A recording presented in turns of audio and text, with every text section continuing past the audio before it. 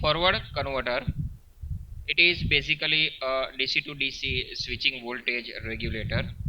It falls under the isolated category of switch mode power supply. Basic as well as the practical topologies of the forward converters are described in this part. Let us first of all understand the working principle of the basic topology of forward converter. So the basic topology of the forward converter, it includes transformer as an isolator, rectifier diode D1, freewheeling diode D2, energy storage element inductor, filter capacitor C, one control switch MOSFET. It is a DC to DC converter, and if readily DC supply is not available, then the DC can be produced using uncontrolled rectifier from the available AC. Like the other converters, the forward converter has one control switch, so the one cycle operation of the forward converter can be explained with the help of two intervals. The first interval when the MOSFET is turned on, and the second interval when the switch is turned off. So in the equivalent circuit diagram of mode 1 and mode 2, the highlighted portion shows the active part during that mode of operation. So at the instant t is equal to 0, when the MOSFET is turned on, at that time the primary winding of the transformer gets connected to the supply. Because of that, the dot end terminal becomes positive and the other terminal becomes negative. These polarities get reflected on the secondary side. Hence, the dot terminal is positive and the lower terminal is negative. This positive polarity appears at the anode of diode D1. Because of that, diode D1 comes into the forward bias condition and it starts conducting. This negative polarity appears at the anode of diode D2. So, this diode comes into the reverse bias condition and it does not take part into the mode 1 operation. This inductor L gets connected to the secondary winding through this diode D1, as well as the load gets connected to the transformer. In short, in the first interval, the supply provides energy to the transformer, inductor L, as well as the load. When the MOSFET is turned off, at that time mode 2 begins. We know that when the switching action takes place, the polarity across inductive element get reversed. So here you can see that the dot terminal has become negative and the other terminal has become positive. The same polarities get reflected on the secondary side. Because this dot end has become negative, that negative polarity makes this diode D1 into the reverse bias condition and it becomes off. But this positive terminal makes this diode D2 in the forward bias condition and it starts conducting during the mode 2 operation. Similarly, here you can see that polarity across inductor also get reversed. The right hand side terminal has become positive and the left side terminal is negative. So in the second interval, the inductor releases its energy into the load via this freewheeling diode D2. So the current starts flowing from the positive terminal of inductor. It passes through load, it passes through diode. This is how the closed loop path for the current is formed. Similar to other switching voltage regulator, The task of the inductor during mode 1 is to store the energy, and the task of the same inductor during the mode 2 is to release its energy. So the first interval is known as the powering mode, and the mode 2 is known as the freewheeling mode. Let us go through the derivation of the output voltage for this forward converter. So the mode 1 starts when the switch MOSFET is turned on, and that connects the input voltage to the primary winding of transformer.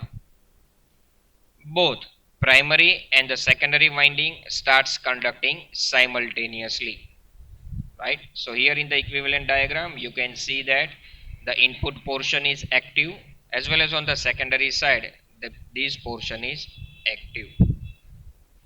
Diode D2 does not conduct during mode 1 as it remains in the reverse bias condition, that is due to this negative polarity appears at the anode of diode D2.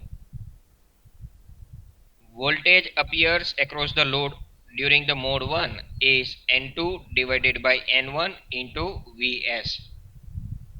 In short, the load gets connected to the secondary winding, so whatever the voltage appear across the secondary winding, the same voltage would appear across the load. Mode 1 can be called as the powering mode, during which the input power is transferred to the load via this transformer and this inductor L. And mode 2 can be called as freewheeling mode, and that begins when the switch is turned off. That means whatever the operation is taking place once the MOSFET is turned off, that is, this inductor releases its energy into the load via this freewheeling diode, right? So that freewheeling action is happening in the mode 2, so that mode of operation is known as the freewheeling mode. As soon as the switch is turned off, the primary and the secondary winding currents of the transformer falls to zero. The reason, when the MOSFET is turned off, the current does not get the closed loop path on the primary side, so there is no current flow through the primary winding. On the secondary side, this diode D1 will become off, and because of that there won't be any closed loop path for the secondary winding current. Secondary side, the filter inductor this maintains the continuous current through the freewheeling diode D2. D1 remains off during the second interval and isolates this output section from the transformer and the input section.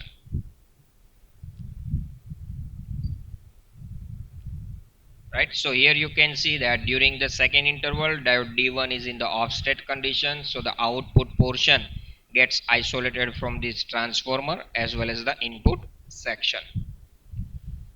So during mode 1, when the MOSFET is on, at that time voltage across inductor VL, that can be found out by having the voltage on the left side terminal and voltage on the right hand side terminal. So voltage across inductor is equal to voltage on the left side terminal minus voltage on the right hand side terminal. The left side terminal of the inductor gets connected to this secondary winding of the transformer. So the voltage appear across the secondary winding during mode 1 is equal to N2 divided by N1 into Vs, and voltage on the right side terminal is equal to output voltage, because the right side terminal is connected to the load. So voltage across inductor during the mode 1, that is in the time interval 0 to t on, is equal to N2 divided by N1 into Vs minus output voltage.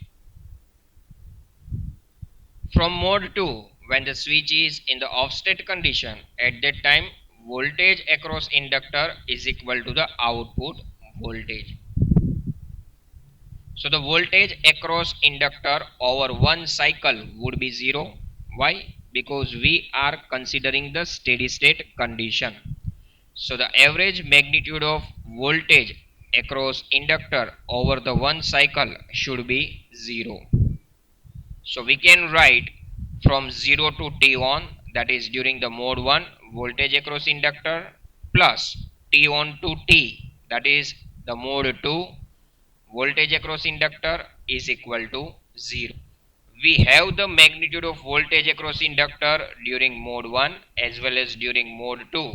So when we substitute VL of mode 1 and VL of mode 2, we can write this equation. After doing the integration and substitution of the limits, we get this equation, which is N2 divided by N1 into Vs minus Vo into T on minus Vo into T minus T on is equal to 0. When we do the further simplification of this equation and make output voltage as subject of equation, then we get N2 divided by N1 into supply voltage into T on time divided by total time. So this T on divided by T is represented as K, that is the duty cycle for the forward converter. So by observing this equation, we can say that the output voltage of the forward converter depends on duty cycle of the switch, and it also depends on the turns ratio of the transformer. Now let us understand the limitations of the basic topology, and then after we will move towards the practical topology of the forward converter. So a practical transformer may have the finite magnetizing current and finite energy associated with this magnetizing current. When primary winding current is interrupted by switching of MOSFET, that is, the transition is taking place from mode 1 to mode 2, the dotted end of the winding develops the negative potential to oppose the interruption of the current. The negative potential of the dotted end of the secondary winding makes diode D1 into reverse bias condition, hence it stops conducting. This results in simultaneous opening of both primary as well as the secondary winding of the transformer, right? Because there is no closed loop path is provided for the current on the primary side, as well as there is no closed loop path provided for the secondary current. So practically, turning off of the MOSFET results in sudden demagnetization of this core from its previously magnetizing state.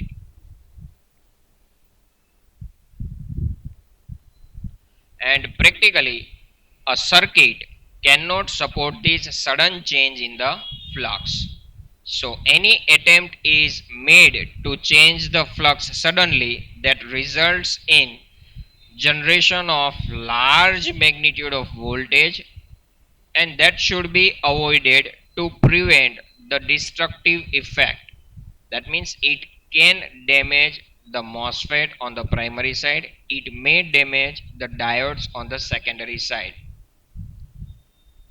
So there must be a convenient path for this trapped energy on the primary side due to the magnetizing current. And for this reason, the practical converter uses an extra tertiary winding with a series diode. So as soon as the MOSFET is turned off, the dotted end of the winding will be the negative. Because of that, on the tertiary winding, this dot end also becomes negative, and due to that, this diode D3 comes into the forward bias condition, and whatever the energy is trapped into the transformer that gets released into the source via this diode D3 as a freewheeling diode.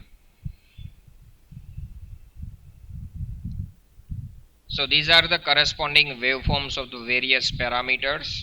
Voltage across diode during MOSFET is in the on state condition, and that voltage is across the diode D3. So when the MOSFET is on, the primary winding gets connected to the supply. So voltage across primary winding is equal to the Vs. From that we can easily find out the voltage across this tertiary winding. Using the voltage and this turns ratio relationship, we can have V3. And by applying KVL in this loop and by making VD3 as a subject of equation, we can have VD3 is equal to minus Vs inside the bracket 1 plus N3 divided by N1.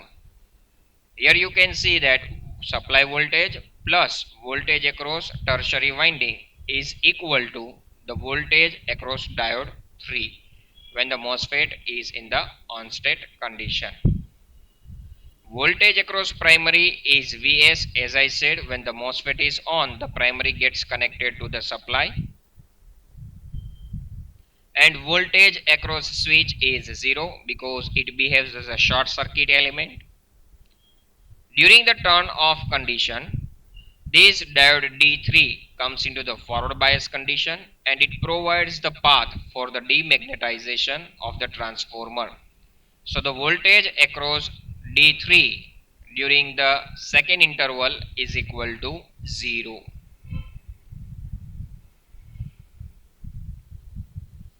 Let us discuss the key points of the forward converter. The forward converter does not store energy in the transformer core. Therefore, for the same amount of output power, the size of the transformer can be made much smaller than that of the flyback. That is the major advantage of this forward topology. Efficiency of the flyback is comparatively high. The forward converter is widely used with the output power below 200 watts.